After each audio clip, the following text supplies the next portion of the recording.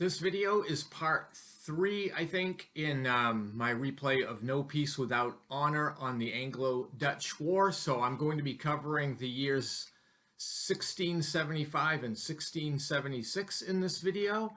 So if you are interested in this, stay tuned and we'll go down to the map and provide some coverage of those 2 years. So we're continuing on of our playthrough of No Peace Without Honor on the Anglo-Dutch War. So we go to the year 1675 and Johan Moritz retires. So he's replaced. And then during the event phase, the English fleet sails is Frederick Wilhelm, and the Empire Corps have to go home, and the Dutch wariness increases, which leads to the murder of the De Witts. So Prince William and the Dutch Corps and are placed in Nijmegen.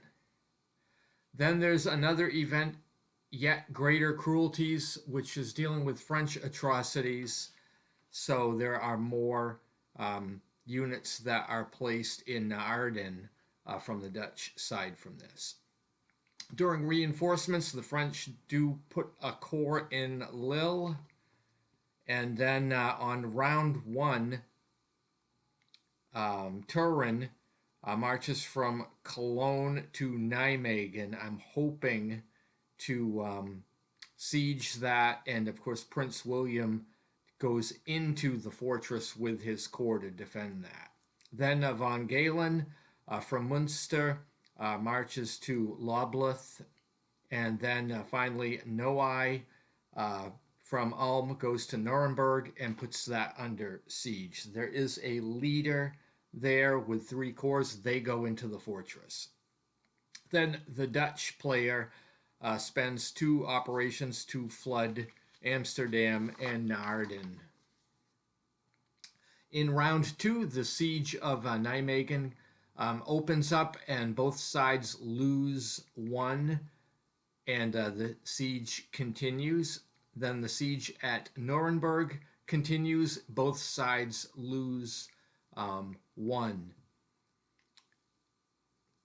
Then during round 3, the siege at Nijmegen continues, and with Turenne, and both sides lose 1. And then the siege at Nuremberg, led by Noailles, results in a 1 loss for the French and 4 for the Dutch. So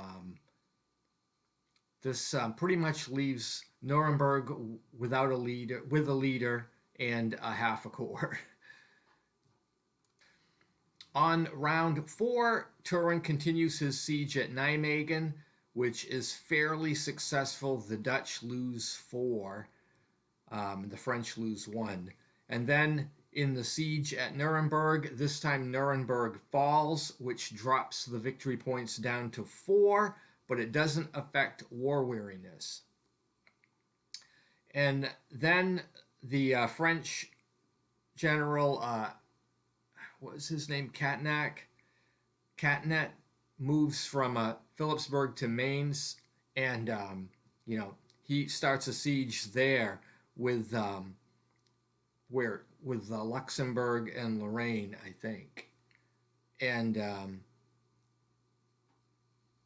the Dutch really aren't doing too much here. Then during round 5, the French continue their siege at Nijmegen, and the Dutch play the Vauban and Cohorn card to give them a die roll modifier in the siege, and the result is 1-1 loss for each side, and the siege fails. The Dutch have 3 operations to play, and that pretty much brings a close to that. And then during winter quarters, the Bourbon war weariness because of England now increases to 5, and then Turenne has to withdraw from his siege at Nijmegen back to Cologne, and the fortress rebuilds itself, and of course the flood subsides. So we go on to 1676, and General Conde retires, and Montecuccoli retires. And then the event is played that Turin is killed by a cannonball, but I have a choice. It doesn't have to be Turin, so I had Noailles killed. And then the war weariness increases, the French up to 6. So Münster makes peace. So the von Galen Corps and 3 corps are removed, and the control of Münster is removed to neutral, and it's going to maintain neutrality now. Then Brandenburg joins the French in 1677, which is next turn. And then another event is played, desertion and disease. So the Jacobites in Dublin are reduced. Both sides take some reinforcements and replacements, and then round 1 opens. So Lorraine and 2 corps react to the 1-4 leader with an Army B, which marches into Mainz, and so Lorraine and the 2nd Corps decides to avoid battle, and they succeed, and they retreat into their home box. Then Turin goes back to Nijmegen and tries to siege again. There's a leader and 3 corps there, and they enter the fortress. Then for the Dutch, Prince William and Army A march into Lublit and convert it back. And then they go into Cologne and start a siege there. There is a French corps which retreats into the Cologne fortress. Then on round 2, Turin continues his siege at Nijmegen, and he loses a step and causes the loss of a step. So it's a 1-1 loss.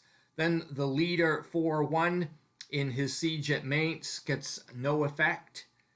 And then Catinat and 3 corps with Army D move into Koblenz. Then in round 2 for the Dutch, their siege at Cologne has no effect. So we go to round 3, and in round 3, the French continue their siege with Turin at Nijmegen, and now they have a +2 modifier, and there is 1 loss on each side, so the fortress is now down to a 0. Then Luxembourg with Army D from Koblenz goes to Cologne to try to relieve the siege there, so the relief force gets into it, and it ends up that Luxembourg takes 3 hits, the Dutch takes 2 hits, and the French are demoralized and retreat back to Koblenz.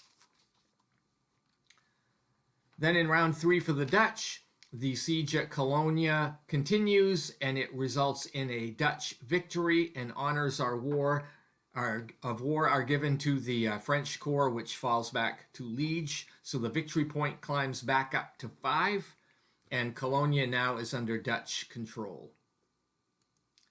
In round 4, the French use 1 operation and continue the siege at Mainz, and this time Mainz falls, and so the victory points goes back down to 4 victory points.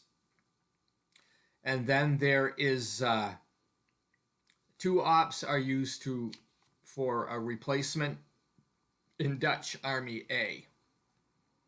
In round 5, the French use 1 ops card to continue the siege at Nijmegen, and which is now down to a 0, but the result is 1 loss for the French, 2 for the Dutch. So the siege basically fails, but with casualties.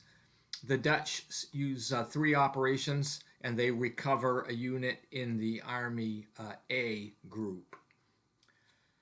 So we go into the winter quarters, and the English weariness, again, the English cause weariness in the French to grow up to, I think it's 7 now, and the combined is 9 with Dutch at 2. Turin has to retreat from Nijmegen again, so he goes to his quarters at Liege. And then Nijmegen returns to a 2-strength fortress. And then Luxembourg and the French army recover from demoralization. So that brings the year, I think it's 1676, to an end. So stay tuned if you want to see what happens on 1677. Have a great day.